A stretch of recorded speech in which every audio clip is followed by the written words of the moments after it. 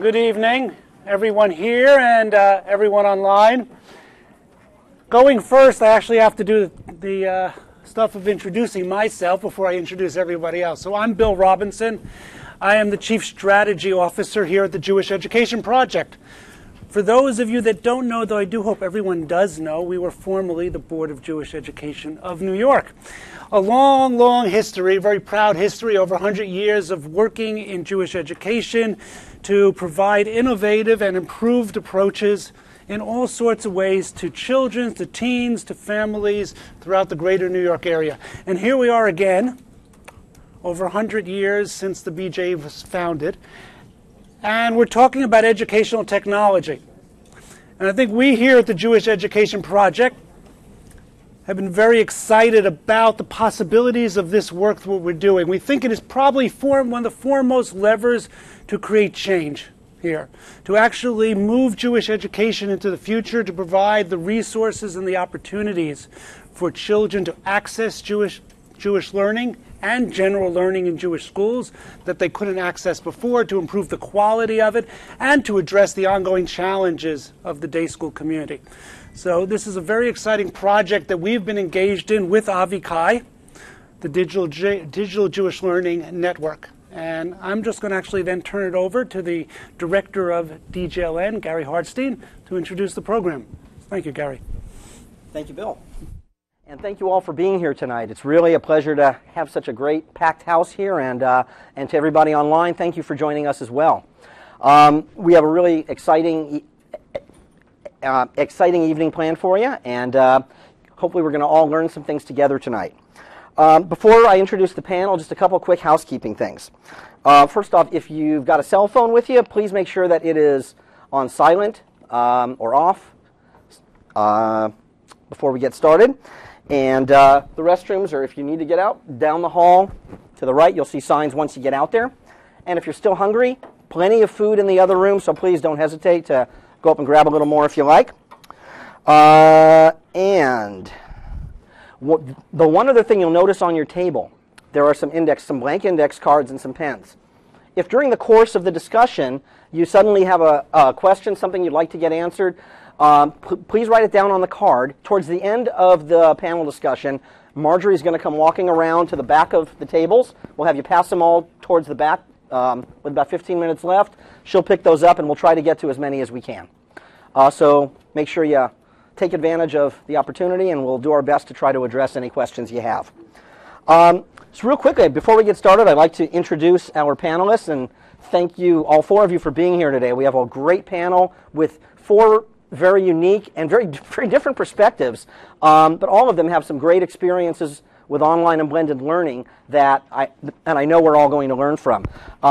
So we have Liz Pape, who many of you may know from the work she did with Virtual High School, VHS, for a number of years, and helped start that and help to build that into the organization that it is today. And we'll hear more about that. We have Allie O'Rourke Barrett, who is a history teacher for Pre-Collegiate Learning Center, PCLC, which is one of our DigitalJ Network schools. John Watson from Evergreen Partners. Am I saying that right? Evergreen Education Group. Sorry about that, John. John Watson from Evergreen Education Group. And John and his organization do a lot of ed tech consulting, especially around blended learning, and they're working with a number of Jewish day schools right now, helping them to not only just do some blended learning integration, but to really grow their implementations on their campuses, and he's really got a great perspective on building from a pilot on out. And then we have Jenny Levy, who is the Chief Academic Officer for Magen David Yeshiva High School in Brooklyn, and that's another DigitalJ Learning school. And they are also part of Avihai's BOLD program, which is kind of an accelerated program to really move a small number of schools in a very short time towards more blended learning. So really a lot of great perspectives here to share with you, and we look forward to hearing what everybody has to share with us. So on that note, let's begin. And as Bill said, I'm Gary Hartstein from DigitalJLearning. If I haven't met you yet, I look forward to meeting you a little later tonight. So we're going to start with a question for our panel. And the basic theme for tonight, we're really looking at growing blended learning beyond the pilot. And we know there may be some people here who are a little newer to blended learning. Some of you may have been doing it a little longer. But we're really thinking about how we can take it from those initial piloting phases and to really grow it on your campus. So I think the first question I'd like to ask, when you think about schools that do this successfully, that have, and it could be your own school or schools you've worked with or seen, what would you say are the essential elements to successfully growing a blended learning school? If a school is going to really grow blended learning on campus, what things have to be in place? What do you see in schools that are doing it successfully? What are the really important pieces that we really want to be thinking about? And I'm going to start this question with John, and then I'm going to pick and choose and just kind of jump around here, but we'll start this one with John. All right. I will in turn start with a fairly quick answer to move it along to other panelists as well. So I would say the number one thing is knowing why you're doing blended learning, knowing what it means, knowing what your goals are. If you don't know where you're trying to get, any road will take you there. And if you don't know why you're doing blended learning, then any flavor of blended learning will get you there or not. And so we see quite a number of schools, this is Jewish day schools and plenty of other schools as well, public, private, charter, that get into blended learning without really answering the question of, why are we doing this? What are our educational goals, institutional goals, financial goals, other goals? Really that starting point that is so critical is knowing why you're implementing a blended program. Thank you, John. Jenny, would you like to go next? Sure. Okay, so let's assume that you know why you're implementing the blended learning program, and let's assume that it has something to do with trying to motivate your students to be independent, lifelong learners, and also, on the same hand, trying to customize the learning instruction. Let's just start with that assumption. If that's the case, I still think you need to put in place specific systems so that you can organize exactly how you're going to go about implementing your approach. It's very nice to have an idea. It's esoteric and looks pretty, but if you don't have systems in place, it's not going to work. Whether that means knowing how and what type of professional development you're going to give your teachers, anything from data analysis, micro and macro data analysis, to something as simple as rotational model. Infrastructure in terms of block scheduling, to me, was absolutely vital. I just have no idea how you could implement it in a 40-minute period. It's so hard, especially a rotational model. Perhaps if you were going to do a lab model, you might have success in a 40-minute period. Personnel was absolutely key. Having personnel that were willing to grow. Teachers are really our backbone of any school. And one of the things that I think is very overlooked is that they feel very successful at doing what they're doing, or they wouldn't be in the profession. They feel very passionate and rewarded. And when we implement a new system that kind of shakes that up for them, making sure that they are the right people in that, who are resilient, who can bounce back, who are willing to grow, who are invested, and who we invest in, are going to be fundamental. And of course, last but not least, an overall administrative structure that is focused and dedicated to making it successful and willing to fail openly. Quick follow. Oh, go ahead, Liz. Oh. I'm just going to ask a quick follow-up, Jenny. You mentioned the block schedule. Yes. Were there challenges in moving to that block schedule from a more traditional schedule? Yes. And how did you address those? Tremendous challenges. I've taught in both block scheduled and and traditional, periods, and there are pros and cons to both, but certainly in blended learning, in a rotational method where you're going to have an element of project-based learning and rotations, it's very difficult not to. We, and Rabbi Zucker, God bless him, spent a lot of time in the summer figuring out how to make it jive for the classes that were bolded, as we call them, were involved in the grant. And it really made a difference. It was very hard. It's been particularly difficult in math, figuring out how to teach the number of region-based topics that need to get done in the time period that we have now, only 2 or 3 times a week, depending upon your block scheduling. If you do AB or you do just a rotation, one day, day 2. So that was a particularly taxing element. I don't have all of the answers by any means, but I think that having the time during the day to complete the rotation, at least on a high school level, was absolutely fundamental. And Rabbi Zucker's your head of school, correct? Yes. So that goes back to, I think, what you were saying about the administration being Very on board supportive. and being an integral part of it. Great. Thank you. Liz, you? So going back to John's earlier comment about knowing why you're doing something and what are the goals to that, I think that what you have to incorporate into that is how are you going to measure the success of those goals? What are going to be your hard data points? What are going to be your self-reported data points for those? And I think that, the assumption is that we're moving beyond pilot. So I think that you also need to consider how can you use a pilot effort and the data that you're generating from that pilot effort to figure out what's working and what's not working through some of those hard data points and work on the lessons learned. So in the same way that you have to have a lot of the critical elements of professional development and infrastructure and class time and administrative support, you also need to build in not only the data model for the blended classrooms for the feedback to the teachers, but you have to build in a similar feedback model for your entire project. Great, thank you. Allie?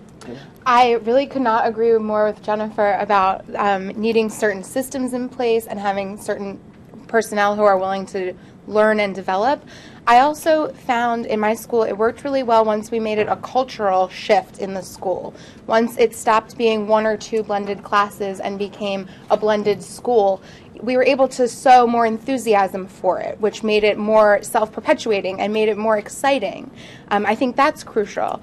Sort of on a more practical note, I also think it's crucial to find a way to bridge the digital divide.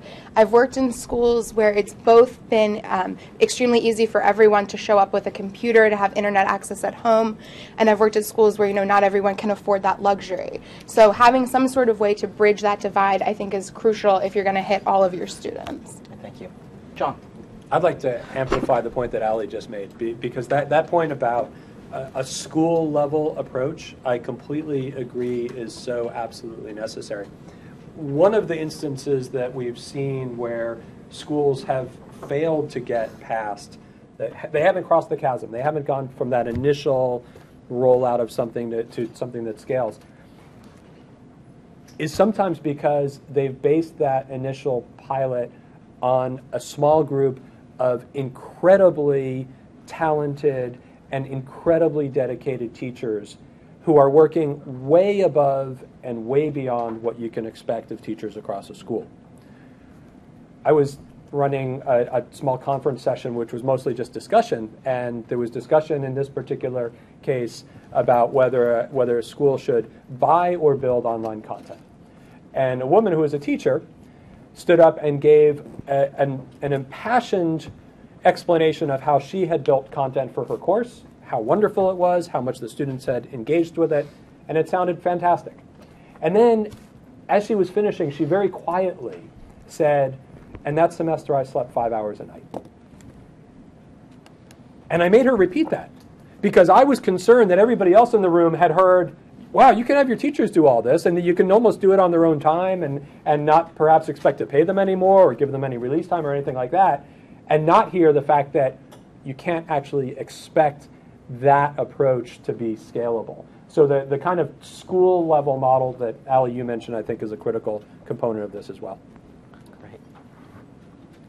Did anyone else have anything to add before? Yes, Jenny. I do want to add, in our experience, I think the teachers we chose this year particularly were a very wise choice. But I do think that when branching out beyond the first year, at least, I think having lead teachers who are capable of training the other teachers as well, and having that as part of that system in place is going to be very important. Teachers? Lead teachers. The other thing that just to comment on Liz's point about microdata and macro data, I think that's something that's just very new to yeshivas in general. I think that unlike having come for many years in the public school world, we're used to having, New Milford, they do map testing. They do, they have, New Jersey ASK in elementary schools. There's certain things that are piped in that are standardized exams and that are now also being done online. And I think that there's a value to it. There's pros and cons, and, there's an argument that it, standardizes the curriculum a little bit too rigidly. But on the other hand, when dealing with blended learning, it makes it a lot easier to implement blended learning if you have a system in place and teachers that you can actually say, this is where we scored in this specific area last year. This is how it's helped us in this specific area, both on a macro area, like trends. We notice literacy is up in these areas. And on a micro data analysis, we notice that kids' phonemic awareness in this specific area in third grade has improved. So I think it really depends what systems you have in place and also how familiar you are. And I think that's a school-wide mission that needs to get done if you really want to bring blended learning forward. Great. And I think Yes, part Liz. of that cultural shift that you want to get going into your school is you recognize that you will always have those early adopters. And those will be the teachers that, are willing to sleep for just 5 hours a night and do all of this stuff. But I think that when you think in terms of how are we going to bring the rest on board to get that whole shift going on in the school, you need to think in terms of what's in it for me, and answer that question for those teachers and provide them with the necessary professional development. But I think more important is the collaboration and the mentoring. That lead teacher concept, the concept of a team approach to what's going on, so that people do feel very supported and feel that there is a strong purpose in this to advance student learning, but also to help them in their instructional approach. Great, thank you. This is a perfect segue for what I wanted to ask next, and that really is on the subject of data. And I think, we started addressing it a little bit. We're really talking about a move towards a more data-informed culture at the school is really what we're kind of hearing. And I'm wondering, what are some of the ways that either you or teachers teachers you've seen, that you've seen data being used successfully in blended learning environments? What have you seen that stands out as being especially good practices, or some successes that you've seen that really highlight how important good use of that data is to a successful blended learning? And why don't we start this time with, would you like to start, Allie? Sure. So this year I just implemented the flipped classroom model, which, if you're not familiar with it, the idea is you take the primary form of instruction, so for example lectures, and you move that to outside of the classroom. So for homework now, my students watch videos of the lectures I would normally give in class. And embedded in the videos are questions to sort of ask about the content. So when the students come to class the following day, that's their entrance ticket to get into class. You give me your answers, and then I grant you access to the class.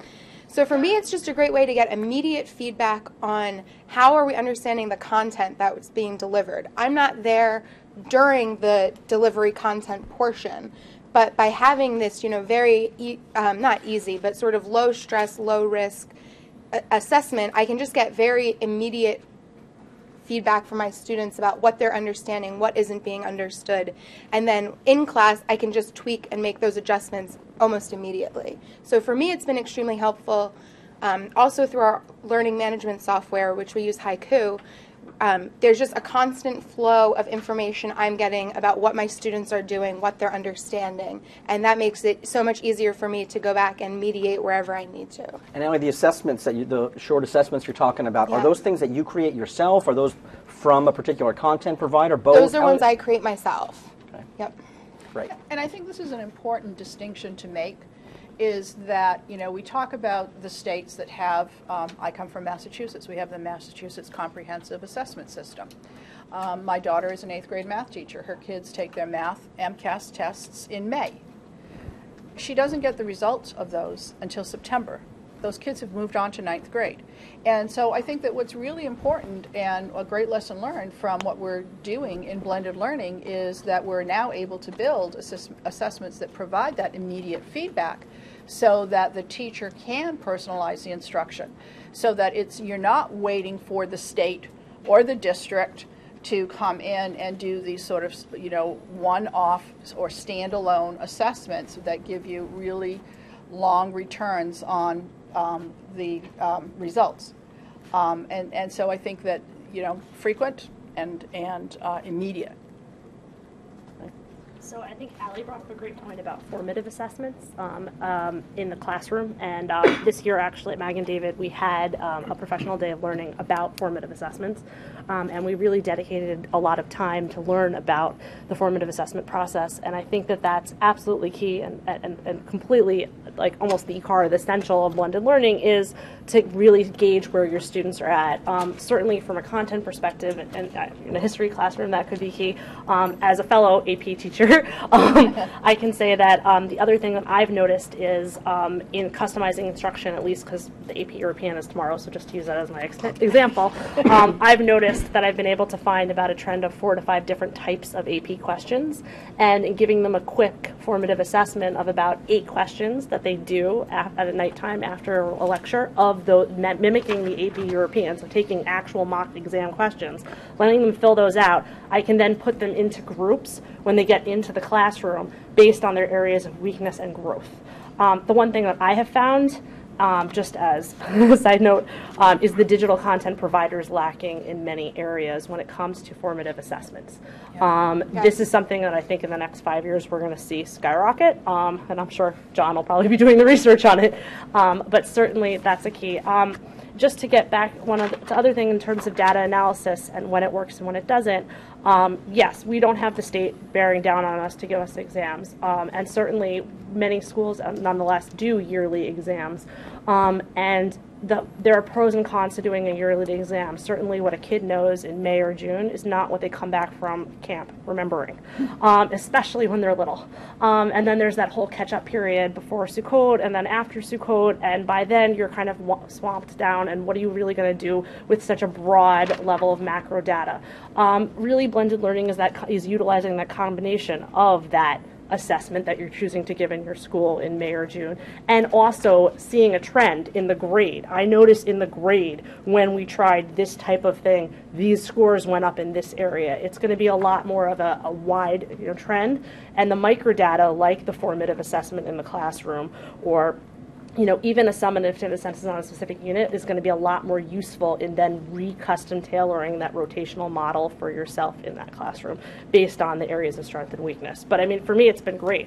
All of my kids who are bad at accept questions on the 30 Years' War are all in one group, and they're focusing on that. All of my kids that really didn't remember, the issues with Lenin, but also had issues with, questions where there's in detail-oriented type of questions, I'm going to put them in one group that day, and we're just going to work on detail-oriented. If there's inference, they're just going to work on inference.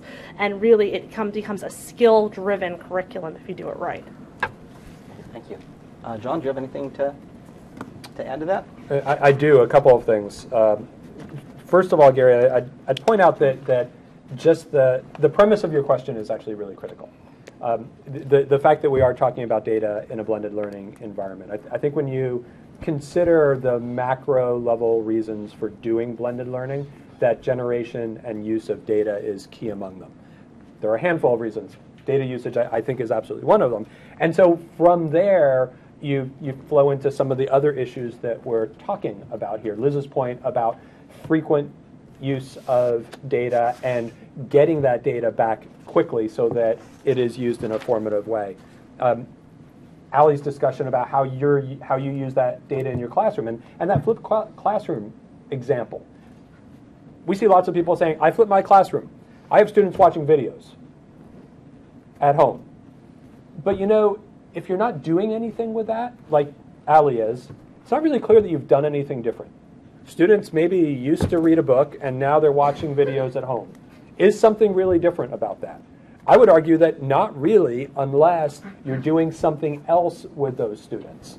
And there's lots of people who are doing that with flipped classrooms, some who are not necessarily. Final thought on this is that these data issues are not primarily technology issues, and I think Jenny made this point earlier.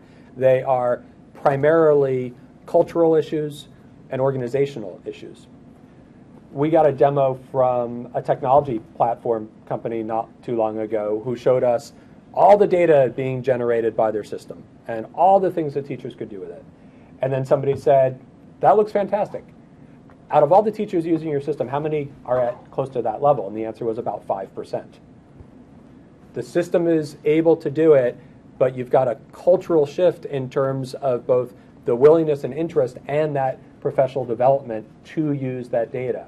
The system is not nearly enough, and I think Liz has alluded to ways to think about providing support for teachers to be using data and making that shift in really important ways.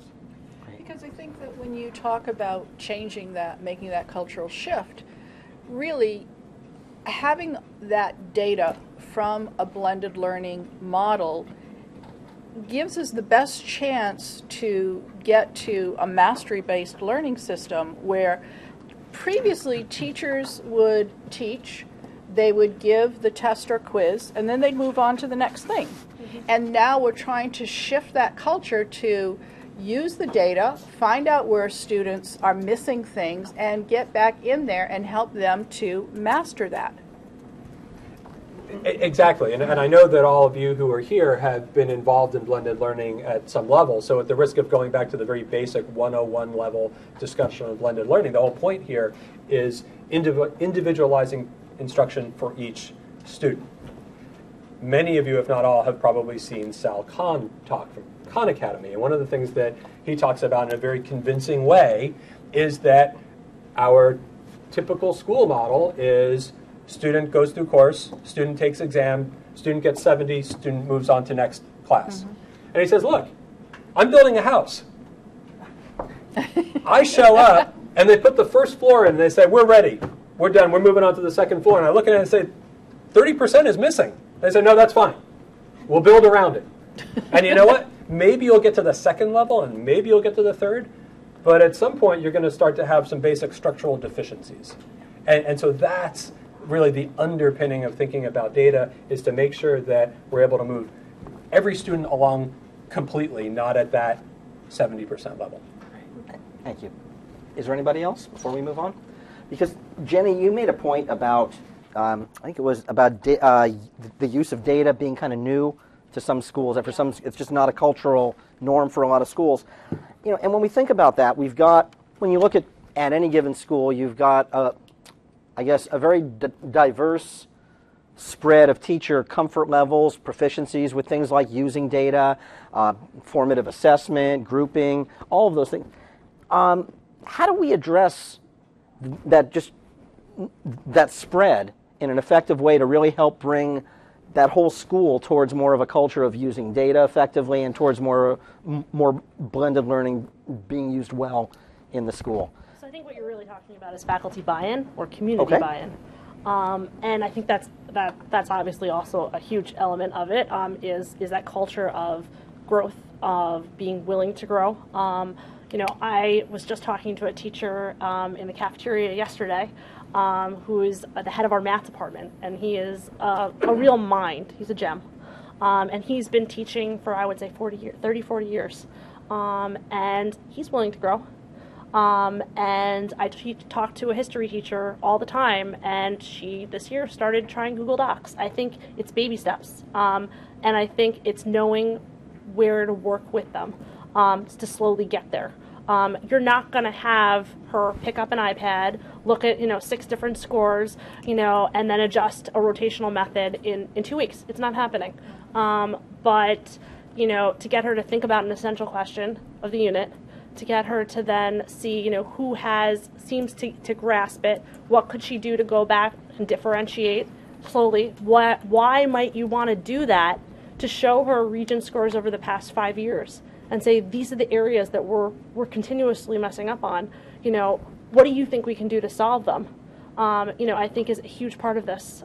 So much is riding on teacher success. It's often very overwhelming for them. They think that they're being judged. They think that we have it in for them. And that's not at all the case. We just want to put another tool in their arsenal, and I think it's how you approach it. But I mean, I've seen teachers really surprise me this year. And I think that, most teachers are lifelong learners. They have it in there somewhere. If you show them it's inevitably really good for the kid, you flip that switch. And I think I'd love to see us use more of a model-the-model format for preparing our teachers to teach in a blended learning environment by offering them professional development that is given in a blended model. In the same way that we're saying it's no longer acceptable for us to have that student earn a 70 and then move on, I think that we need to sort of give that same message to teachers and say, we're here to provide you with all the structure and support that you need to become a very effective blended teacher, and work it, chunk it, and get them to take those baby steps, but constantly be moving them forward. Right, thank you. I agree. I think it's absolutely essential that the teachers feel supported and they have the opportunities to learn. I think a great way to do it would be to establish teaching teams. At my school, there's a very clear line in the sand drawn between the tech savvy and the tech phobic. And we need to get those groups together, I feel like. The tech savvy can sort of work together within their own realm to elevate the group to learn the more difficult challenges, and then they can help the tech phobic, master the basics, which I think is what Jenny was talking about. I think sort of utilizing your teachers to teach other teachers would be a really impressive, self-sustaining way to get that done. And the tech-phobic teachers oftentimes ask really good questions. Great questions. And they cause you to rethink how you're doing what you're doing sometimes. And I think that brings great value to the table of this concept of collaboration and working in teams.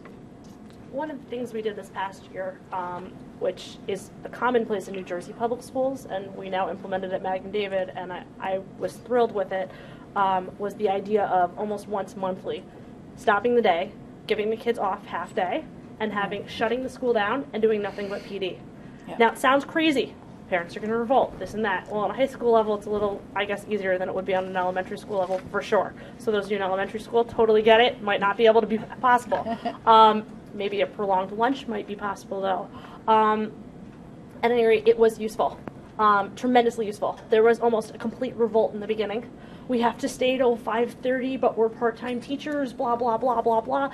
And then, you know what, push came to shove. And although I think there probably are many teachers who would like to be home during that time, there were a lot of them who got a great deal out of it. One of the things that I think we fail to do with professional development is we fail to look at teachers where they're at and customize it. And if we really want to do blended learning effectively, I think we need to come up with a system to do blended professional development first. Yep.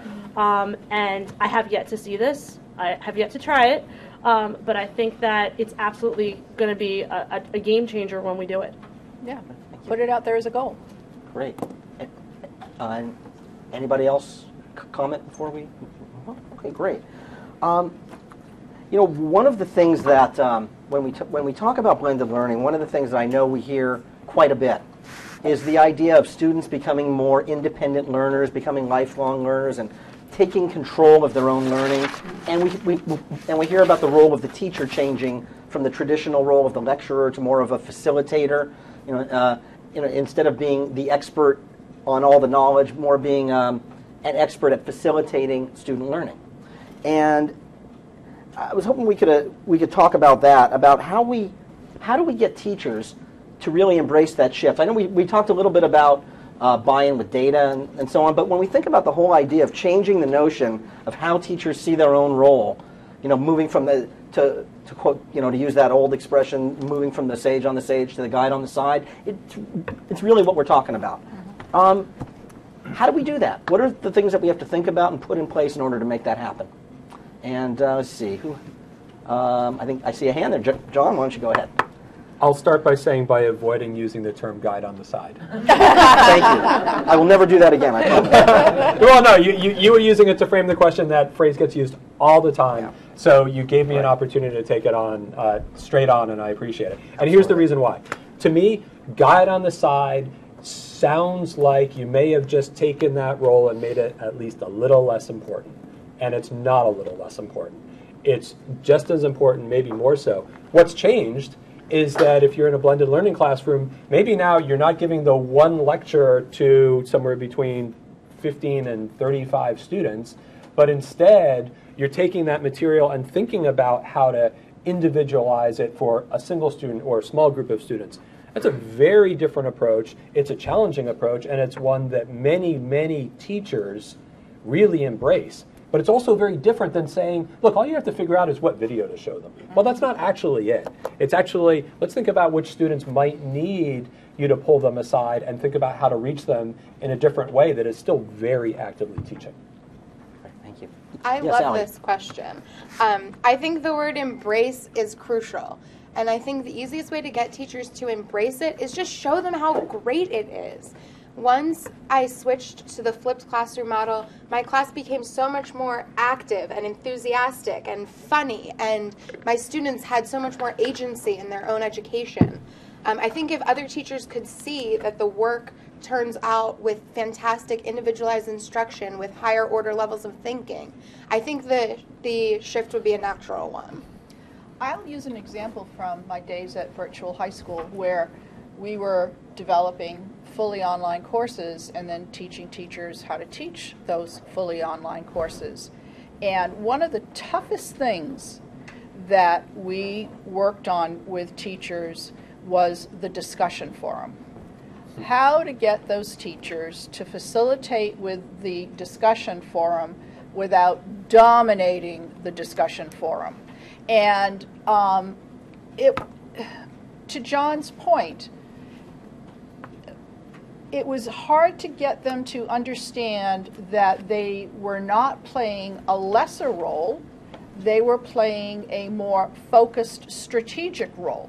They were still bringing all of that great knowledge that they had, but getting themselves out of the middle of the discussion where the spotlight is and facilitating the students interacting with one another in those discussion forums, and they're just interjecting really strategic questions oftentimes, and then occasionally doing the get back on track in the discussion forum. But I think that that's an example from the online world that we can bring into the blended world. Great. Anyone else? Jenny? Yeah, so I think it goes back to talking to teachers about what the goal of education really is, and what you want to see your student look like when they leave your walls. And I think if you want your kid to learn a lot of stuff, lecturing is a really good tool for that. I started my career as nothing but a lecturer. I completely admit that. I was an AP teacher in a yeshiva, and I was like, we got 127 days of the school year. Everyone says it's close to 160 now. Well, back in the day, it was 127, 10 years ago. And there was no way we were going to get through it with 4 days a week of AP. And so I said, I got to lecture. And I think that the reaction to that now has been, let's try to flip. Because now we still keep the lecture, but we keep it at a different time, and we abbreviate it a little bit, and we expect them to still get that content. But I think it goes back, that's not necessary. In certain cases, I love flipped education. I think it can work. I've been doing flooding, where I do a direct station, and I also do flipping at night sometimes when it's AP review season. But I think it's important to understand that unless the teacher sees themselves as helping the student get from point A to a less dependency on them, that's the ultimate goal, that they can pick up any book and they can read it and they can analyze it and they can learn by themselves and they can teach themselves to learn. If that isn't the goal, then they're not going to buy into this whole equation. I think that there's also a misunderstanding, and one of the reasons I don't like the phrase guide on the side and sage on the stage is because it minimizes the role of direct instruction. And especially when it comes to early reading, direct instruction is absolutely key. And in the however $1 million study that Bill Gates lately put out called explicit and direct instruction, in California schools, it's been studied time and time again that direct instruction can be very useful. But I think that the way to really get them to buy into the difference between lecturing and direct instruction is that through blended learning, you can customize that direct instruction to focus on the area that they specifically are still not getting. And that you can do it with a very small group of, let's say, 6 kids, 5 kids. So in the way that I find blended learning the most successful is when the rotational model is fine-tuned to having a direct instruction station where you have a teacher customize what they're doing with those kids during that time to kind of help them. You're slowly letting them off that leash. You're weaning them. And it's a slow process from K all the way up to 12th grade of letting them become more independent. But that really has to be the goal. And I think deep down most teachers see that as the goal. You just need to get to it. Now what about, you're starting to bring teachers along. You sometimes, and I've heard this from teachers and administrators, often encountering students and sometimes even parents who are a little resistant to the idea that students have to take more responsibility for their own learning, and they want, I hate to use the word spoon-fed, but it's, they're used to it. I guess they're used to a model where you're telling the students, here's the fact, remember the fact, let's test on the fact. And how do you deal with, or how do you help bring parents and students who have that kind of resistance along and get them to buy in and take ownership of this process? Does anybody feel like starting that one? I'd be totally flip and say, how do you feel about having your kid live with you for the rest of his or her life?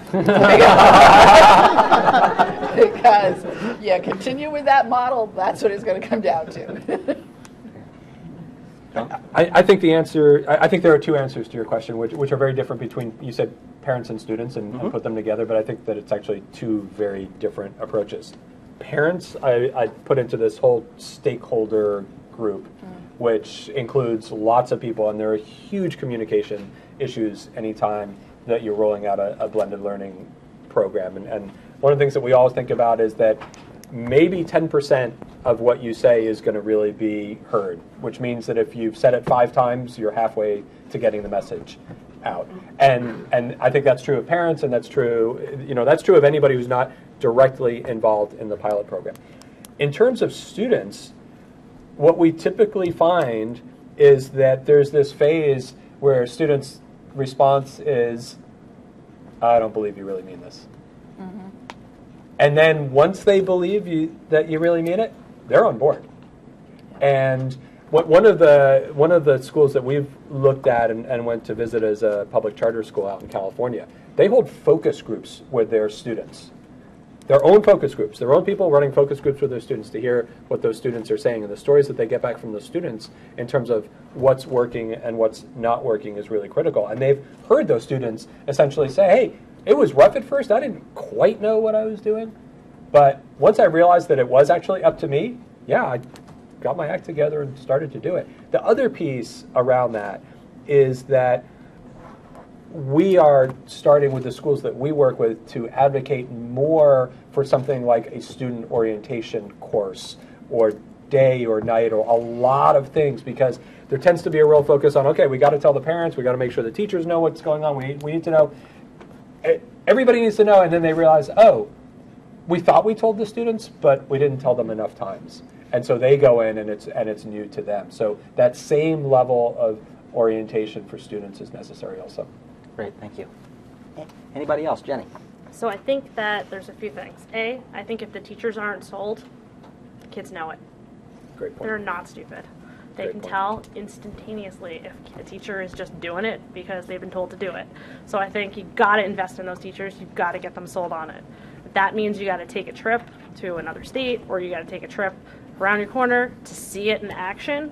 I absolutely suggest you do it. We did that. I brought Mag and David to Hatid early on, and they got to meet with teachers there. They got to see it in action. And then a group of our teachers went to MC2, to a blended learning high school, and got to see it in action as well. And I think that was a huge turning point for those teachers in really appreciating what works and seeing that system. In terms of the parents, I think that a lot of the parents are fearful that it looks a lot different than the type of education they were brought up with.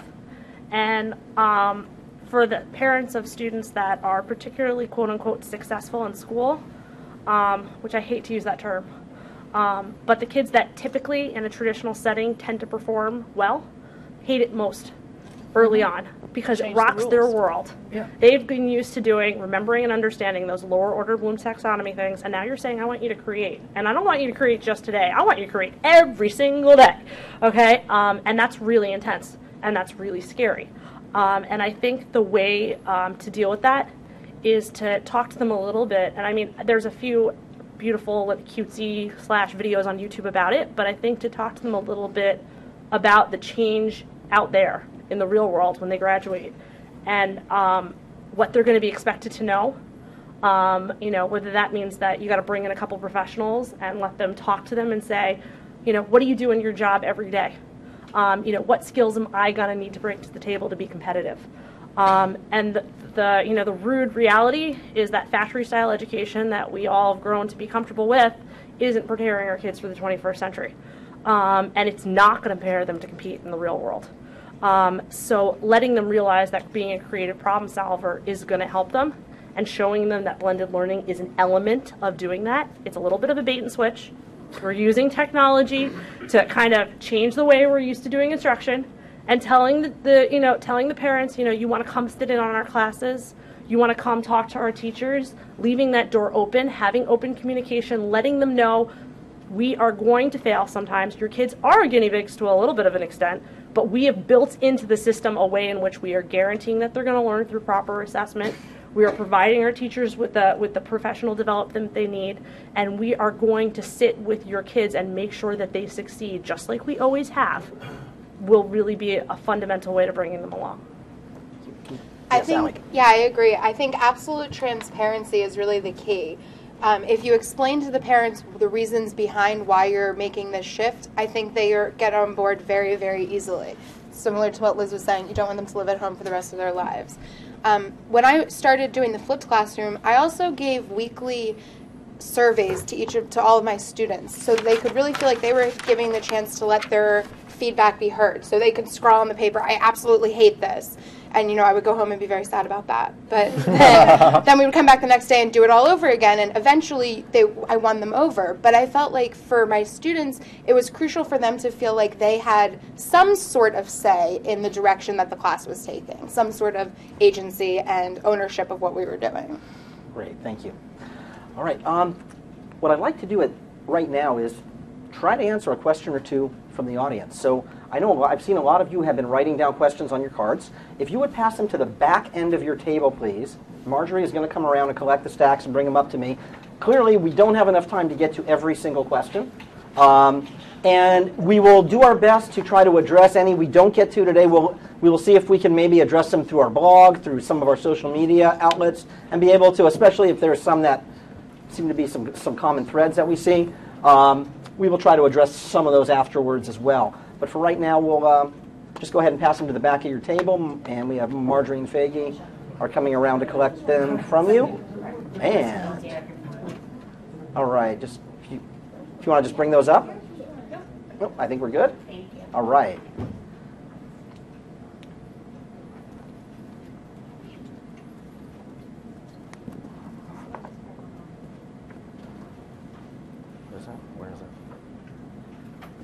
So you're going to be doing blended at RYJ? So I'm doing the elementary school and just blended balanced literacy and curricular changes. So I'm holding up. Making sure that they're all Some great questions here. Yeah. So let's. We can use blended. It's underused, and I love So here's an interesting question. So I'd like we're talking about some different ways of learning, some different ways of teaching and learning. How does that affect the way we grade? Does it change it? Do we grade the same way? Do we have to adjust the way we grade students because we're in a new model? What are the implications for grades? I know that's almost a loaded question, but I'm going to put it out there anyway. Is there anyone who would like to start us off? Okay, Jenny, go ahead. Well, if you're thinking I'm going to give everyone an A just because I want them to constantly improve, the answer is heck no. Just like I think good project-based learning, which is something that I love to do, doesn't involve giving everyone an A. It can be 10 times more rigorous than your regular summative assessment. I think that you can have a rigorous grading system regardless. And I think that just because it's based on mastery doesn't mean that it can't be real. Meaning that I still want to grade them where they're at when I take that assessment. And I want to grade their dedication. I want to take specifically their grit more than anything towards the task at hand. And I then want to grade their ultimate mastery, throughout the stages of that development. So it's not just one summative grade at the end of the unit. It's constant grading. I would say that, in one of the rotations that we have, the project-based learning station, where they're working on a project for maybe 2 to 3 weeks, they get a daily grade. How much did they accomplish and what quality work out of 1 to 3? 3 out of 3 being they accomplished it. 2 out of 3 being they did more than they than if they hadn't done anything. They certainly did, a 60% effort, and they've accomplished it as a team. And then, a 1 out of 3 being they've started to do it, but they chatted most of the period. You have to hold them constantly accountable, and I think this is really a huge method to do so. Great, thanks. Anybody else? Yes, Allie. I guess it hasn't changed the way that I grade. It just changes what I'm grading. Like with what Jenny is saying, I'm grading them every day on something, so that the huge summative assessment at the end doesn't necessarily have as much gravitas as what we're doing every single day does. And I think that prepares my students to just bring their best every day rather than bring your best one day at the end of the unit and do really well that one day. Excellent, thank you. John? There's one other point about grading, which is that I think, in addition to what Allie and Jenny said, which I completely agree with, and that is, if you when you're implementing blended or online learning at a school level or another level, which might be a group of schools working together, might have a consortium program of sorts, what can happen is that the levels at which grading has been controlled start to change. Let me give you an example, a tangible example of what I mean by that. Outside of the Jewish day school world, but in the independent school world. We're working with a group of 5 independent schools that are putting together blended courses, and they're sharing these courses across students. One teacher, each school contributes a couple of teachers, students from all the schools take those courses. They are in the midst now of trying to figure out how other different grading policies are going to coexist. That's an extreme and in some ways obvious example. But we actually see some of that starting to happen even within schools, which might be used to having norms around the teacher, the department, the school. And some of those things start to break down because now you're using data in different ways. Now you're surfacing data and creating and surfacing data in different ways, using different technology, using different content. Great, thank you. Anyone else? Liz, did you have anything on that? Or good? Okay. We had a question about mastery-based instruction. And I know that's something that we hear a lot about when we're talking about blended learning. We talk about, the question is, does that take the creativity and the abstraction, etc., out of higher level learning? Or does mastery, or You can knock this one. or is it more conducive to higher level learning? Can someone speak to that? I think that a lot of times when we're talking about different educational models, I think definitely the devil is in the details, and I think that when we're talking about mastery-based learning, the worst thing that could happen is if we have assessments to determine mastery-based learning that are based on true and false, or multiple choice, and so I think. We talked about this earlier, assessments and how important they are in blended learning models. And I think that they're really important in a mastery-based model. So it does fall upon the teacher or the digital content provider to create these assessment models that do support creativity and more different ways of students demonstrating that mastery through different modalities. I think also the whole point is that we're actually bringing creativity into the classroom through blended learning and critical thinking and all of those C's, as we like to call them. I think by the process of getting to mastery, that process now becomes creative, whereas it used to be completely teacher-led, completely, it was almost like a separation between what the teacher's role was and the student's role, and a real clear division. And now we're merging that, and we're kind of blending it where the teacher is learning and coaching the student together, side by side. I think inevitably that creates a sense of creativity and student-driven instruction. So while we get to mastery, the process of getting there is 10 times more creative than it would be in a traditional classroom. Great, thank you. Does anyone else want to answer that one? Okay, great. I think we have time for one more question, and this one is, there's a lot of resources out there, both in terms of content, support for teachers, and often it's a bit of a challenge to choose the right one and to choose the things that are right for a particular school and a particular situation. And we're talking about moving teachers along and helping them to buy in and take ownership of this. And there's a lot of PD, of course, that's going to be involved. We've talked about that a little bit.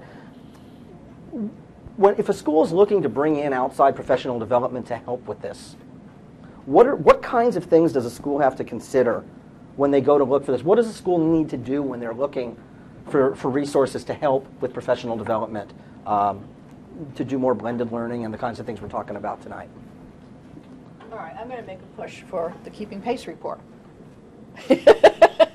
Because there's a whole section in there called Planning for Quality. And talking about how to go about starting off an initiative, be it online or blended. And there's an awful lot of good questions in those diagrams that you should be asking yourselves.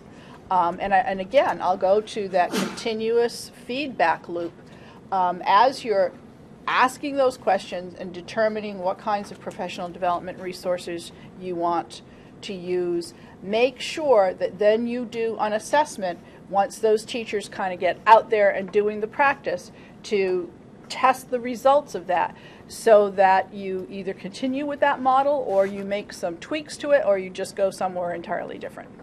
Great, thank you. Yes, Jenny. So a couple of points on that, but in terms of outside PD, certainly there are specific areas that you're going to want to do outside PD on, whether that's data analysis, formative assessment, project-based learning, things of that nature, if you don't have it in-house.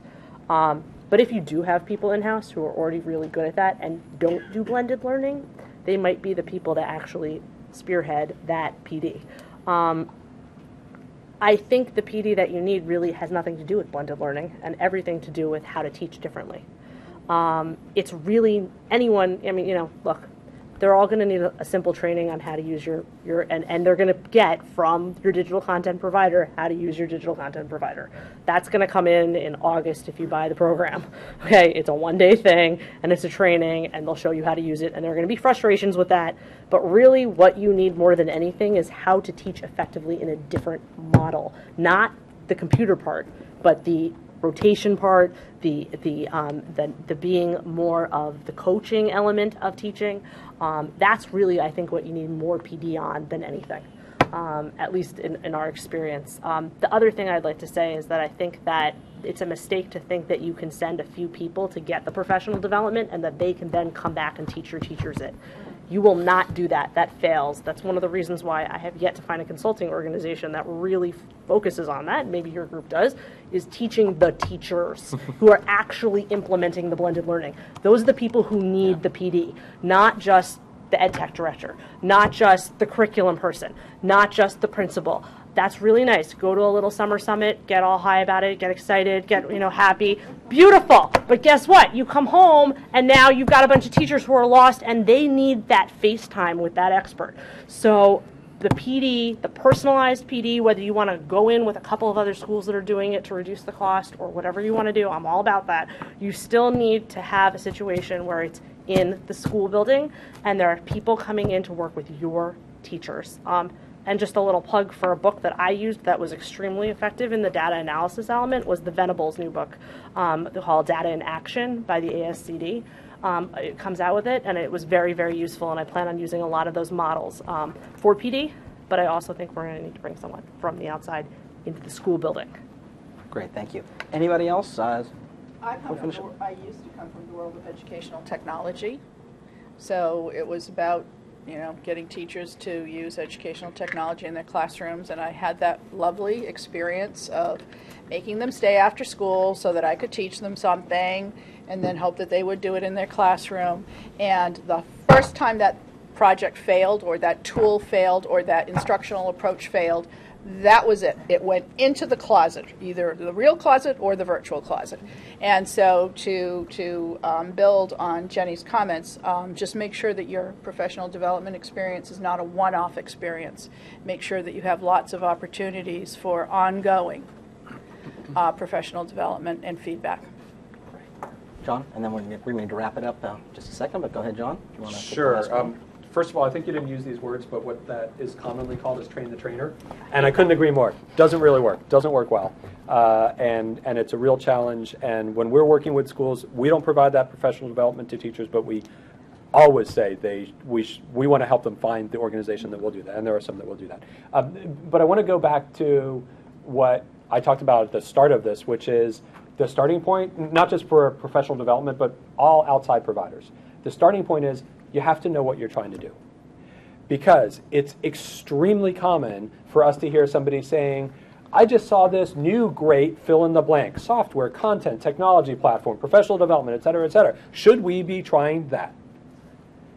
And the answer is, well, we don't know because we don't know what you're trying to do. And if you don't know what you're trying to do, you can't actually answer that either. And so what happens is that this process of determining what you're really trying to do is actually very time-consuming and very intensive. But until you've done that hard work, you're not actually ready to select any of these providers. You need to know what you're trying to do. You have to develop your requirement specs. You have to get the buy-in from a variety of people, administrators, teachers, perhaps students, perhaps other stakeholders as well.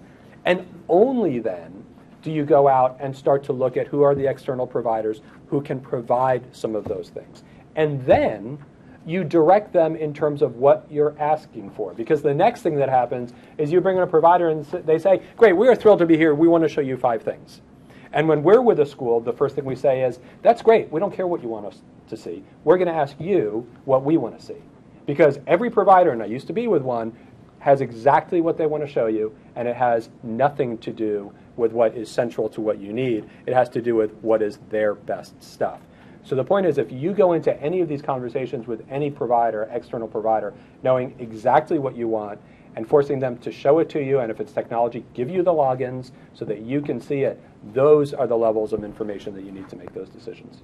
Excellent. Thank you, John. And unfortunately, an hour goes by very, very quickly. And so I would like to thank our panel for just some really great, for a really great evening.